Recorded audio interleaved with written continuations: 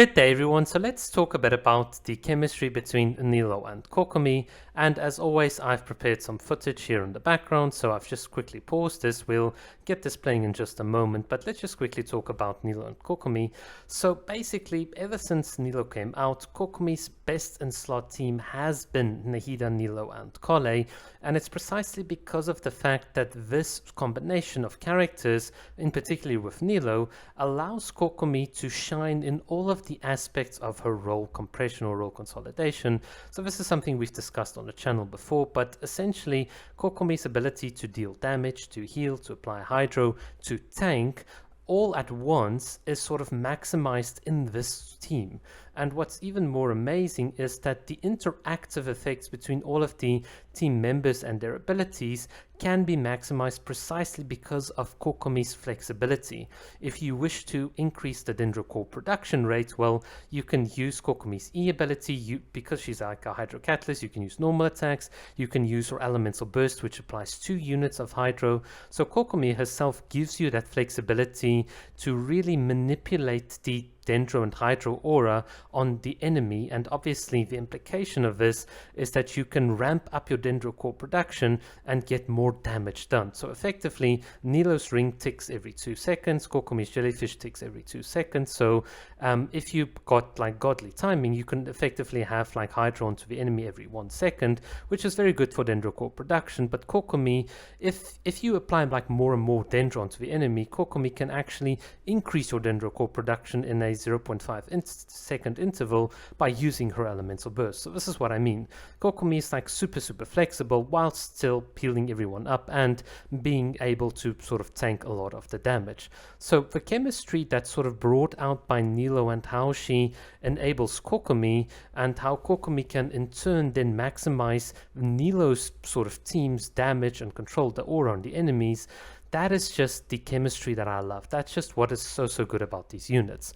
And let me sort of demonstrate it here in the Spiral Abyss against a single target. And what I want you to look at here is the Dendro aura here on the enemy. So you'll see that from this very moment on, we will not have a single Hydro aura here, despite the fact that we're going to use Kokomi's Elemental Burst and apply 2 units of Hydro, despite the fact that we're going to get another few 2 instances with Nilou's Hydro, and that the ring and the jellyfish, all of these Hydro sources are here. Despite all of that, we still had just Dendro on top of the enemy, and we maximized our Dendro core production because, as we all know, if you apply Hydro onto Dendro, you can get more Dendro cores than if it were the other way around. So there you go. With this simple little demonstration, you can clearly see that by carefully playing and understanding what you're doing, it's entirely possible for you to sort of control the rate at which you're hitting the enemies, how much damage you're going to do. And I want to quickly point out here exactly what I mean by that as well. So you can see there's a lot of Dendro sort of being applied to the enemy. You can see I'm going to do a little sneaky thing here with Nahida, just a quick tap of the E. And now look at what Kokomi is going to do. She's going to hit the enemy with 2 units of Hydro. That's going to spawn 2 Dendro cores, as you can see here, to a left and to a right. And once these 2 sort of explode, you get 108k and 108k damage being applied to the sort of ruin, sort of like what do you call it, Aeon Drake, whatever. So that is what Kokomi does. In literally less than a second, Kokomi has done 200k damage, and that is because of how well she like works here with Nilou. So this is what I mean. You can, by cleverly playing with this team, you can be very sure of how you control this Dendro core production rate, and hence the damage that this team can do even in a single target environment. Right, so with all of that in mind, how can things actually go wrong for Nilou and Kokomi? Well, ironically, this is when you try to be a bit too clever with the rest of your team, that is with Nahida or Kole or even Kokomi herself. If you accidentally keep one of these units on field for too long, or you misplay in a certain sense, you can actually ruin your Dendro core production and the Dendro aura onto the enemy. And let me sort of show you an example here. So what I'm going to do is I'm going to play exactly like you've seen. So I'm going to use all my abilities almost to the second, like in the exact same way. Kole's burst, Kole's E, we're going to shoot the enemy down. And what's now going to happen is I'm going to use Nahida, and just like before, we're just going to do a simple tap E. But instead of now going to Kokomi, instead of now using Kokomi's elemental burst, watch what I'm going to do. I'm just going to do one normal attack, just one in one here, and you can see it has been triggered. Here's Nahida C6 activating, and now I'm going to go to Kokomi. And watch what happens to the sort of like aura here on top. It's now completely turned from Dendro onto Hydro. So paradoxically, we wanted to apply more Dendro with Nahida, and that led to us actually losing out on Dendro.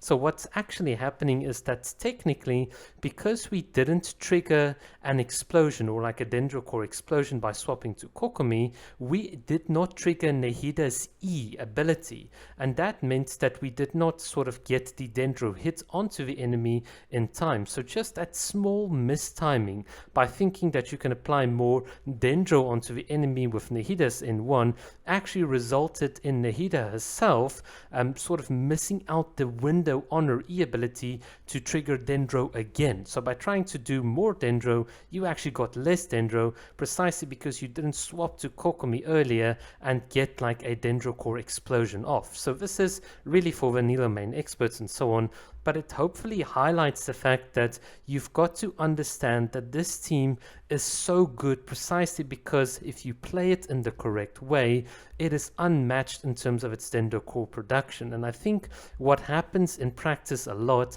is that people use their abilities incorrectly, they position incorrectly, they have Nahida too much on field or Kokomi too much on field or whatever, and when they sort of tally up their results and they compare this to, let's say, playing with Xingshu or Yao Yao, they get very similar clearing times. But what they don't realize is that because they are deliberately introducing ambiguous bloom ownership, instead of having the bloom ownership being taken over by your Hydro units, they are messing up the results that you'll get, and ultimately the conclusion that a lot of people make that Kokomi is not so good because you can just use Xingshu and Yao Yao is wrong. And this is exactly the sort of thing that I wanted to highlight. Something as very simple as just literally one mouse click on with Nahida can mess up this entire team's rotation, and that is just what's so scary. But it also shows you how much skill there is involved in a team like this, and ultimately if you do play it correctly and you get that chemistry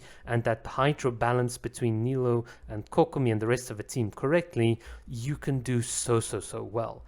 And that to me is just what's so cool about these teams. It gives you skill expression, it highlights why Kokomi is so good. So this is honestly why I love Nilou, why I love Kokomi.